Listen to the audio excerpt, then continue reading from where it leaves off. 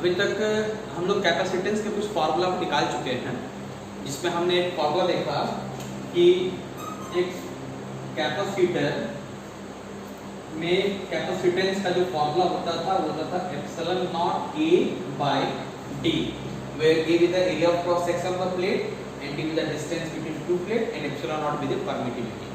हमने एक फार्मूला देखा। उसके बाद हमने अगले कंडीशन में क्या देखा कि अगर हम इन दोनों प्लेट के बीच में अगर हम इसका थिकनेस मान लीजिए ये इसका डिस्टेंस डी है, अगर हमने इसके बीच में एक डाइलेक्ट्रिक स्लैब को यहाँ पर इंसर्ट किया जिसका डाइलेक्ट्रिक कांस्टेंट है के, उस कंडीशन में जो कैपेसिटेंस हमारा बनता था, अगर उसको सी डैश से इंडिकेट करें तो उसका फॉर्मूला होता था K epsilon naught A by D, where K with the dielectric constant, जो डाइलेक्ट्रिक इसके बीच में डाला गया है। ये हमने डिराइव करके आपको बताया, आप इसके लिए हमारा पिछला वीडियो भी जाकर देख सकते हैं। आज का हमारा टॉपिक क्या है कि जैसे हमारे पास ये हमारे पास एक कैपेसिटर है, इसमें दोनों प्लेट के बीच का डिस्टेंस है टी। अगर इसके बीच में हमने डाइलेक्ट्रिक स्लैब डाला मगर ये डाइलेक्ट्रिक जो है उसका थिकनेस डी नहीं होकर के मान लीजिए उससे कम है, सपोज टी है, टी इसकी थिकनेस टी, तो उसके कैपेसिटेंस में क्या फर्क पड़ेगा? उसका कैपेसिटेंस इंक्रीज हो जाएगा या कैपेसिटेंस डिक्रीज हो जाएगा या कोई भी चेंजिंग नहीं आएगा। तो ये देखिए हमने ये देखा था कि जब हम डाइलेक्ट्रिक यहाँ पर भरते हैं तो उसका कैपेसिटेंस इंक्रीज होता है, डाइलेक्ट्रिक कांस्टेंट टाइम इंक्रीज होता है। लेकिन पिछले कंडीशन में और इस कंडीशन में डिफरेंस ये है कि पिछले कंडीशन में जो हमने डाइलेक्ट्रिक डाला था तो दोनों प्लेट के बीच में डाला था और टोटल पे डाला था, जितने दोनों प्लेट के बीच का डिस्टेंस है उतने थिकनेस का हमने उसमें डाइलेक्ट्रिक स्लैब को इंसर्ट किया था। अभी की कंडीशन में क्या है कि दोनों प्लेट के बीच का डिस्टेंस तो डी है, मगर हमने जो डाइलेक्ट्रिक यहाँ डाला हुआ है उसका थिकनेस, उस स्लैब की थिकनेस उससे डी से कम है। कितना है? टी है। तो जब उसका थिकनेस कम है तो उसके कैपेसिटेंस का क्या कंडीशन होगा? क्या उसकी कैपेसिटेंस चेंज होगी या कैपेसिटेंस फिक्स रहेगा? तो ये हमें आज डिराइव करना है और इसके लिए हमारे टॉपिक का नाम है capacitance with partially field dielectric. Partially यानी टोटल में नहीं है बल्कि उसके कुछ पार्ट में वो डाइलेक्ट्रिक डाला गया है और मान लेते हैं इसका डाइलेक्ट्रिक कांस्टेंट वही है के, डाइलेक्ट्रिक कांस्टेंट के, तो इसके कैपेसिटेंस का एक्सप्रेशन क्या है? तो देखिए थोड़ा ध्यान से, A is the area of cross section या एरिया ऑफ प्लेट, आप डायरेक्ट लिख सकते हैं area of plate, okay. D with the distance between plates, okay. उसके अलावा डाल सकते हैं क्या? T with the thickness of dielectric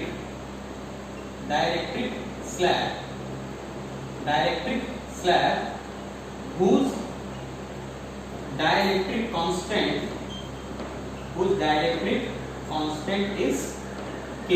जो आपको ये ग्राफ में दिख रहा है वो मैंने लिख दिया, A with the area of plate, D with the distance between plates, T with the thickness of dielectric slab, यानी जो डाइलेक्ट्रिक स्लैब इस प्लेट में डाला गया है उसकी थिकनेस क्या है? T है। अब प्लेट का डिस्टेंस क्या है? D है और जो डाइलेक्ट्रिक डाला गया उसका डाइलेक्ट्रिक कांस्टेंट K है। अब हम इस कंडीशन में नए कैपेसिटेंस के वैल्यू को फाइंड करना चाहते हैं। तो कैपेसिटेंस के वैल्यू को फाइंड करने के लिए कुछ आपको बेसिक फार्मूला का नॉलेज होना चाहिए। जैसे हमारे पास जो कैपेसिटेंस का सबसे बेसिक फार्मूला है C is equals to Q by V, C is equals to Q by V। तो इसमें मान लीजिए टोटल चार्ज दिया गया है Q, इसका टोटल चार्ज क्या दिया गया है? Q।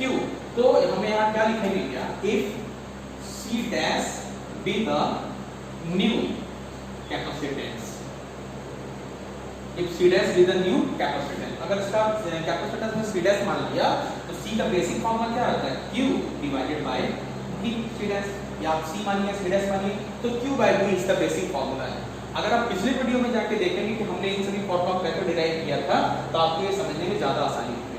हम इसके ज्योमेट्री के आधार पर इसके फॉर्मूला को डिराइव करना चाहते हैं। तो उस कंडीशन में जो हमारा Q है, इस Q को हम किसमें कन्वर्ट करते हैं? Q का मतलब होता है टोटल चार्ज। तो यहाँ पर Q को हम लोग क्या लिखते थे? सिग्मा इंटू ए। जहां पे आप सिग्मा के बारे में आपको बताया गया था, sigma with charge per unit area, unit area पर चार्ज सिग्मा है, तो टोटल एरिया कितना हमने माना हुआ है ए, तो टोटल चार्ज हो जाएगा सिग्मा इनटू ए। और ये रहा हमारा V पोटेंशियल। तो यहाँ पर अगर आप देखेंगे कि पोटेंशियल को कैसे कैलकुलेट करते हैं, तो टोटल पोटेंशियल को हम ऐड कर सकते हैं। तो यहाँ पर देखेंगे जो जितने दूर में ये डाइलेक्ट्रिक है इसका पोटेंशियल अलग होगा, और बाकी जो ये जगह ब्लैंक है, हम मान लेते हैं एयर है, उसका पोटेंशियल अलग होगा। और यहाँ साइड में कुछ फॉर्मूला लिख देते हैं कि पोटेंशियल का बेसिक फॉर्मूला क्या होता है, V का आपने फॉर्मूला पढ़ा है, E = V/D। V का फॉर्मूला क्या होता है, E × D।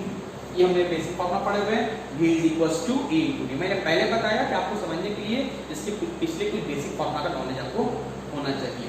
तो यहाँ पर आप पोटेंशियल को अगर आप टोटल पोटेंशियल निकालेंगे तो आपको ये दो जगह पोटेंशियल है, एक तो एयर का पोटेंशियल, दूसरा ये डाइलेक्ट्रिक। तो हम ये लिखेंगे potential air plus potential dielectric, V air plus V dielectric. हमें इन दोनों का वैल्यू निकालना है। तो ये देखिए कैसे बनता है, sigma A divided by V air में, तो इसका फॉर्मूला क्या होता है, E × D।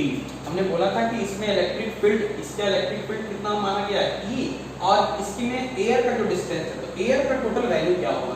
तो यहाँ जरा कैलकुलेट कीजिए, ये पूरा का पूरा डिस्टेंस D है और उसमें T थिकनेस का यहाँ पर डाइलेक्ट्रिक स्लैब डाला गया है।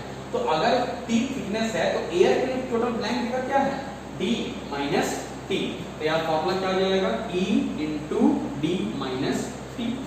ये एयर के लिए, क्योंकि एयर कितने जगह पर है, तो टोटल D में T को माइनस कीजिए, उतनी जगह पर एयर है, तो एयर का पोटेंशियल, ये हमने फॉर्मूला बताया पोटेंशियल का, E × D, तो E × और ये टोटल डिस्टेंस D - T।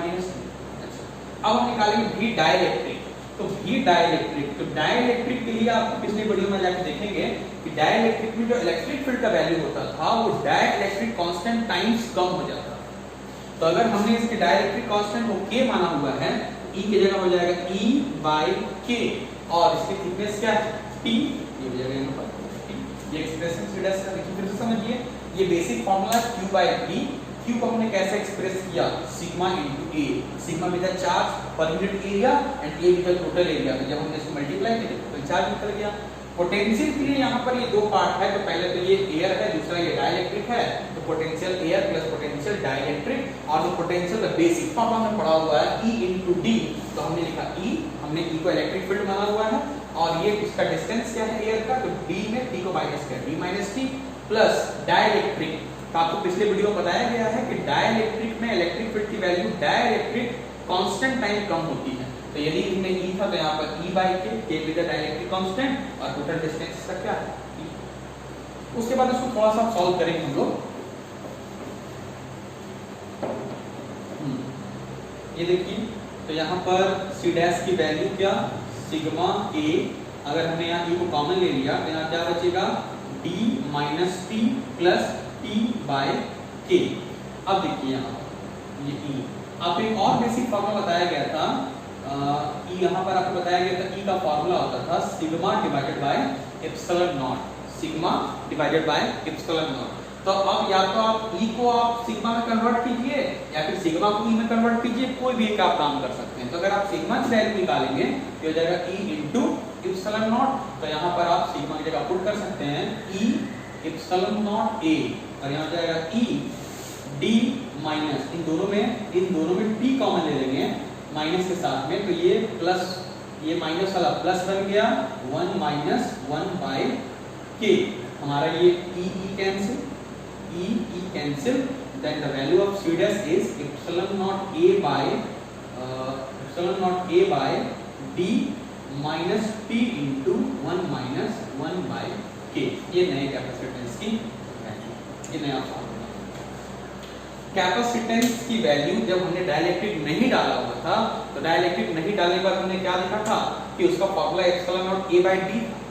लेकिन जब हमने डाइलेक्ट्रिक डाला जिसकी थिकनेस T है, तो यहाँ पर D में कुछ माइनस, तो अगर ये नीचे का वैल्यू, जो डिनोमिनेटर का वैल्यू अगर कम हो रहा है, कम क्यों हो रहा है, क्योंकि D में वैल्यू को माइनस किया जा रहा है। तो अगर डिनोमिनेटर की वैल्यू कम होगी और तो कैपेसिटेंस और डिनोमिनेटर की वैल्यू को देखें तो ये इनवर्सली प्रोपोर्शनल है, तो ऑटोमेटिक जो हमारी कैपेसिटेंस की वैल्यू है वो बहुत ज्यादा इंक्रीज कर जाएगी। तो इस कंडीशन में हमने एक नए एक्सप्रेशन को देखा और हमने देखा कि डाइलेक्ट्रिक अगर पार्शियल डाला जाता है तो एक्सप्रेशन वही नहीं रहता है, बल्कि कुछ उसके वैल्यू चेंज होती है। ये उसके डेरिवेशन मैंने बताया, और ये इसका फाइनल एक्सप्रेशन है। इसमें सभी का मतलब समझिए। एप्सिलॉन नॉट ये क्या है? परमिटिविटी ऑफ द मीडियम, ए दो प्लेट का एरिया, डी दोनों प्लेट के बीच का डिस्टेंस, और मैंने आपको बताया कि T with the thickness of dielectric slab and K with the dielectric constant. Okay, अच्छा एक चीज आपको यहाँ पे और नोट करना क्या है, ये तो हो गया, इसको आप नोट कर लेंगे इसको, या आपको वीडियो में बाद आपको नोट्स दे दिया जाएगा। अगर इसकी जगह मेटल का प्लेट डाला जाए, मेटल प्लेट,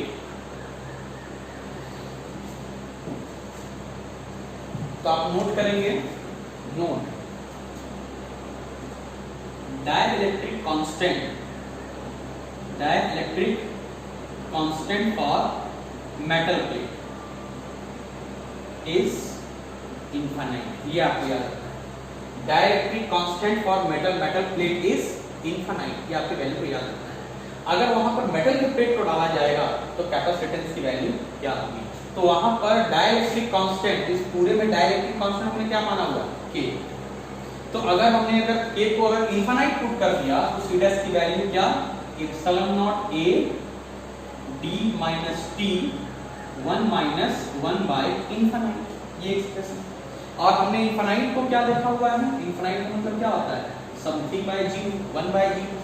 अगर आप यहाँ पर इसको पुट करेंगे तो सी डैश की value epsilon naught A D minus T 1 minus, और 1 बाय इनफाइनाइट की वैल्यू 0, तो यहाँ पर कैपेसिटेंस की value epsilon naught A divided by D minus T. ये टी क्या है? T with the thickness of dielectric. और इस बार में डाइलेक्ट्रिक जगह क्या एक्सप्रेशन में लिखा हुआ है? Metal plate. और आपको जिसको याद रखना है डाइलेक्ट्रिक कांस्टेंट की वैल्यू वो क्या होती है मेटल प्लेट में? इनफाइनाइट। ओके, इसके बाद हम लोग नेक्स्ट टॉपिक को करेंगे। कीजिए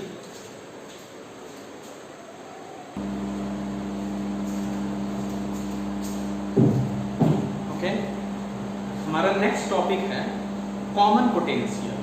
ये कॉमन पोटेंशियल को जरा बहुत ध्यान से समझिए कि जैसे मान लीजिए कि हमारे पास दो कैपेसिटर हैं, दोनों के कैपेसिटेंस अलग हैं, एक C1 दूसरे के कैपेसिटेंस C2, दोनों के पोटेंशियल अलग है, एक V1 और दूसरा V2, और हम मान लेते हैं कि दोनों में कोई एक ज़्यादा है, सपोज V1 V2 से ज़्यादा है, और जैसे ही हम दोनों को एक दूसरे के कांटेक्ट में लाएंगे तो क्या होता है? तो हम ये देखते हैं कि अगर पहले का पोटेंशियल दूसरे से ज़्यादा है तो पहले से चार्ज दूसरे में फ्लो करना स्टार्ट करता है, क्योंकि चार्ज का नेचर होता है charge flow from higher potential to lower potential. ये चार्ज फ्लो करना स्टार्ट करता है। ये कब तक फ्लो करते रहता है? जब तक दोनों का पोटेंशियल मैच ना कर जाए। जब दोनों का पोटेंशियल मैच कर जाता है उस समय चार्ज का फ्लो होना बंद हो जाता है, और उसके बाद जो पूरे बॉडी का जो पोटेंशियल होता है, उसके ज्वाइन करने पे जो कैपेसिटर उसका जो पोटेंशियल होता है, उस पोटेंशियल को बोलते हैं कॉमन पोटेंशियल। तो जैसे मान लीजिए इसको हम उस कॉमन पोटेंशियल की वैल्यू क्या होगी, तो यहाँ पर लिखेंगे क्या? ये हमारे पास दो चार्ज है, if C1 and C2 with the capacitance of two capacitor V1 and V2 with the potential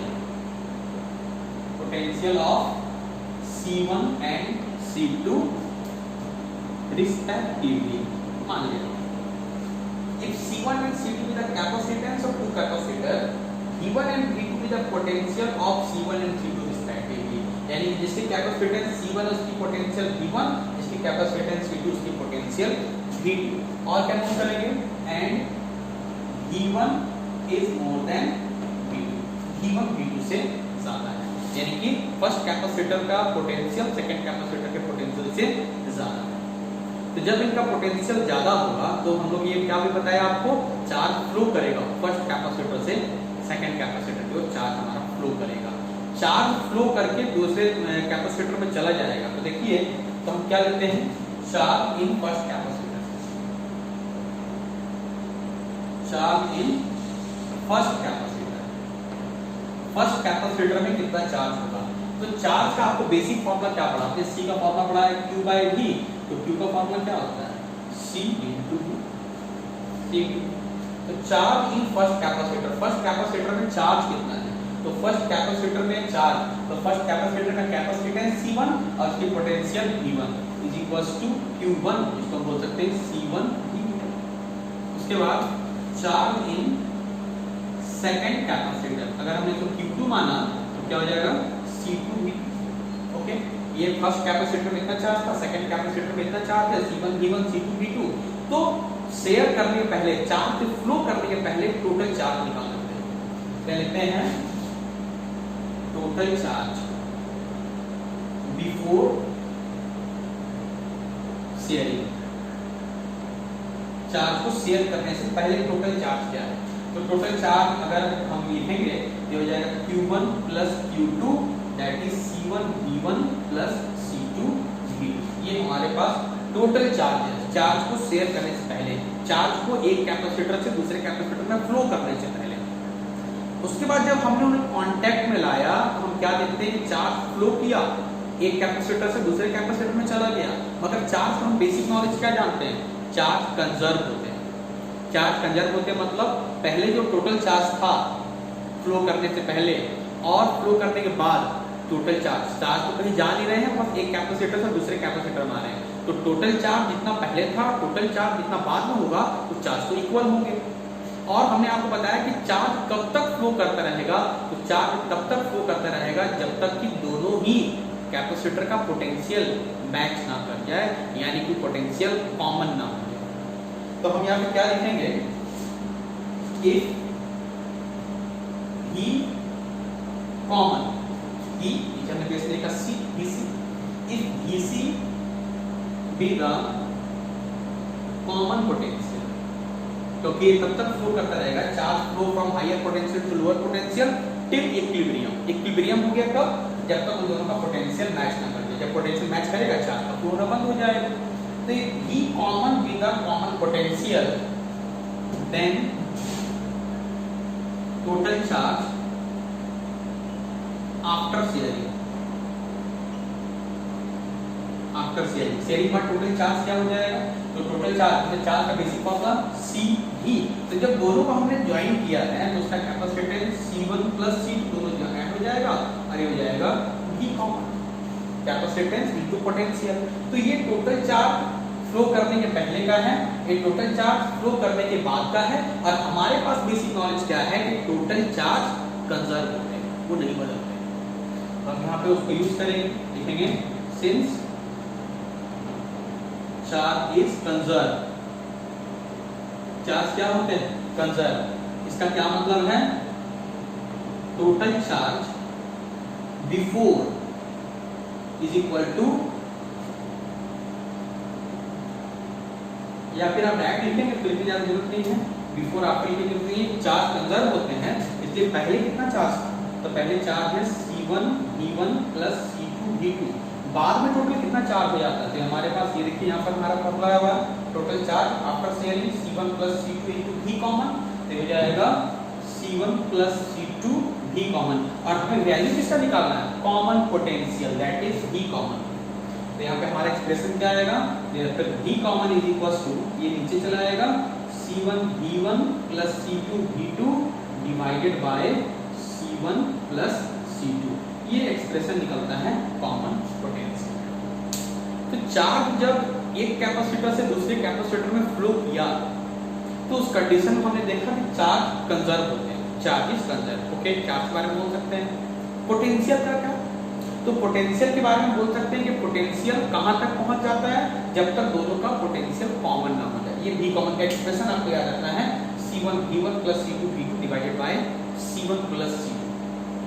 उसके बाद हमारा एक तीसरा क्वेश्चन आता है कि ठीक है, चार्ज कंजर्व है, पोटेंशियल कॉमन हो चुका है, तो जो एनर्जी चार्ज के रूप में जो हमने एनर्जी स्टोर किया था कैपेसिटर में, उस एनर्जी का क्या?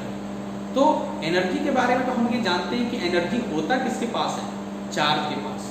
जब चार्ज ही फ्लो कर रहा है तो चार्ज के फ्लो होने में कुछ वर्क हो रहा है, और जब चार्ज फ्लो कर रहा है तो रास्ते में कुछ रेजिस्टेंस हो रहे होंगे जहां पे एनर्जी खर्च हो रहा होगा। तो अगर हम मिला जुला के इसमें बोले तो निश्चित तौर पर एनर्जी का लॉस हो रहा होगा, एनर्जी कम हो रही होगी, यानी कि चार्ज कंजर्व, पोटेंशियल कॉमन हो जाएगी, लेकिन एनर्जी डिक्रीज करेगा, एनर्जी कम हो जाएगा। तो हमें अगला टॉपिक ये निकालना है कि उस कितनी एनर्जी उसमें कम हुई या जो हमारा एनर्जी का लॉस हुआ उस एनर्जी की वैल्यू क्या है। तो उसके जानने के लिए आपको इस फॉर्मूला नॉलेज होना चाहिए, C1 V1 plus C2 V2 divided by C1 plus C2 with the common potential when two capacitor are in contact with each other। तो इस बार हमारा वो टॉपिक आएगा, इसको अपने कॉपी नोट कर लीजिए, उसके बाद वो टॉपिक बताता हूँ।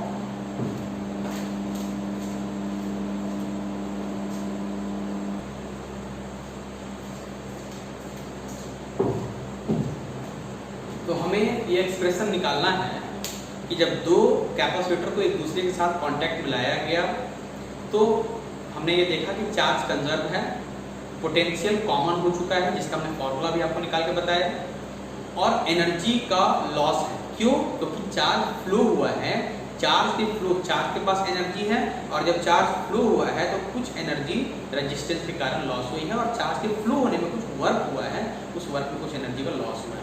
और हमारे पास ये निकालने हैं क्या, हमें एक्सप्रेशन हमें निकालना है कि कितने एनर्जी का लॉस हुआ है। तो टॉपिक हमारा क्या है, loss of energy in combining charge conductor, charge को कंडक्टर को कंबाइन करने पर लॉस ऑफ एनर्जी क्या है। तो लॉस निकालने के लिए हमें क्या करना होगा कि उनके कांटेक्ट से पहले कितना एनर्जी था वो निकालना है, कांटेक्ट के बाद की एनर्जी की वैल्यू निकालनी है, और फिर दोनों को माइनस करके देख लेना है। तो हमें चलिए इस टॉपिक को स्टार्ट करते हैं। ओके, तो पहले तो आप एनर्जी का फॉर्मूला जानिए, कोई बेसिक फॉर्मूला आपको नॉलेज में होना चाहिए, बेसिक फॉर्मूला। जैसे अभी हमने आपको कॉमन पोटेंशियल फॉर्मूला बताया, C1 V1 plus C2 V2 divided by C1 plus C2, और एनर्जी का हमारे पास बेसिक फॉर्मूला है हाफ CV स्क्वायर, ये हमारे पास बेसिक फॉर्मूला है। तो हम लोग यहाँ पर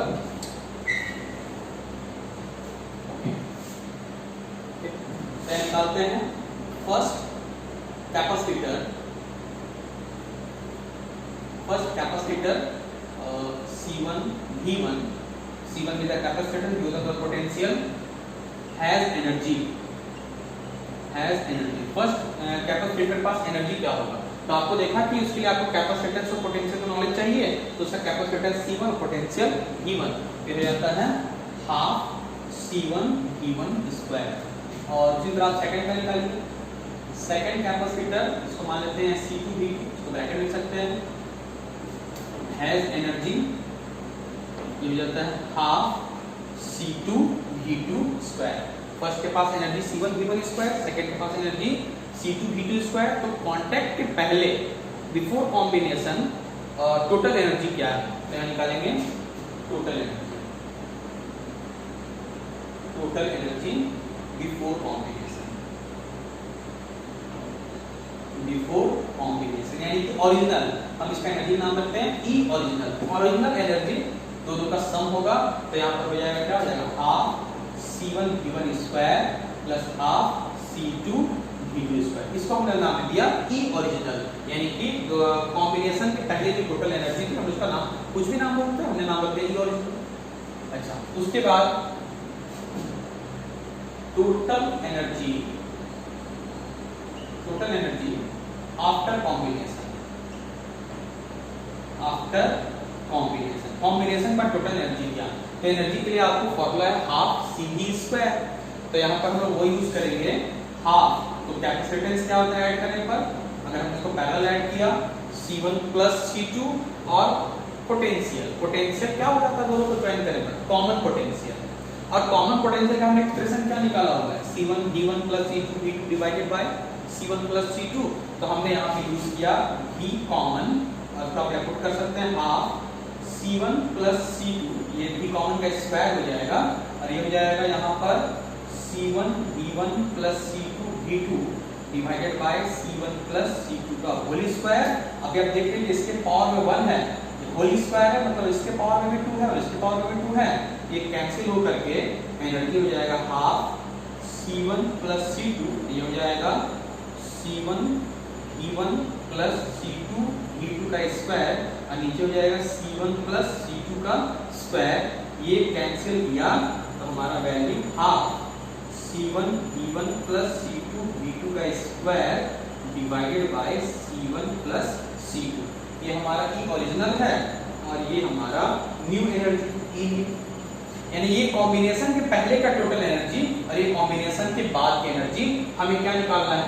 लॉस ऑफ एनर्जी, एनर्जी का लॉस कितना, लॉस ऑफ एनर्जी। ये देखिए थोड़ा कैलकुलेशन है, mathematical calculation, loss of energy. तो उसके लिए क्या हम लोग करेंगे कि ओरिजिनल में से न्यू को माइनस कर देंगे, ई original minus energy new.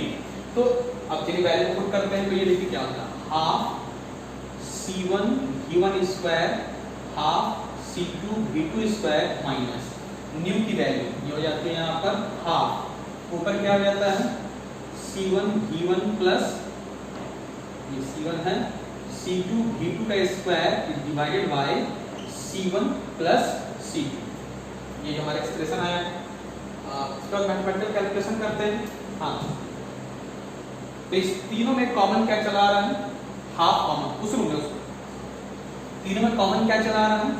Half. तो यहाँ क्या बच जा रहा है? हाफ कॉमन लेने पर ये होता है C1 V1 square C2 V2 square minus, और यहाँ से हाफ हमने निकाल दिया तो ये चला आ रहा है C1 V1 plus C2 V2 का whole square divided by C1 plus C2। इन तीनों में हाफ कॉमन है, हमने हाफ कॉमन निकाल दिया, बाकी बचा एक्सप्रेशन यहाँ पे। अगला इसका एक्सप्रेशन क्या होगा? एलसीएम लेंगे, तो यहाँ पर हम एलसीएम लेते हैं तो देखिए जरा क्या होता है, तो ये था हाफ। अब एलसीएम लेने पर इसमें एलसीएम क्या चला आएगा? C1 प्लस C2 एलसीएम, और ये हो जाएगा यहाँ पर जरा सॉल्व करेंगे ध्यान से, C1 V1 square C2 V2 square के साथ मल्टीप्लाई हो जाएगा C1 plus C2 minus C1 V1 plus C2 V2 का होल स्क्वायर। या ब्रैकेट दे भी सकते हैं, 1/2 का नीचे 2 मल्टीप्लाई भी कर सकते हैं। अब हम लोग अगले लाइन पे यहाँ बनाएंगे, थोड़ा साफ साफ बनाना होगा। ठीक,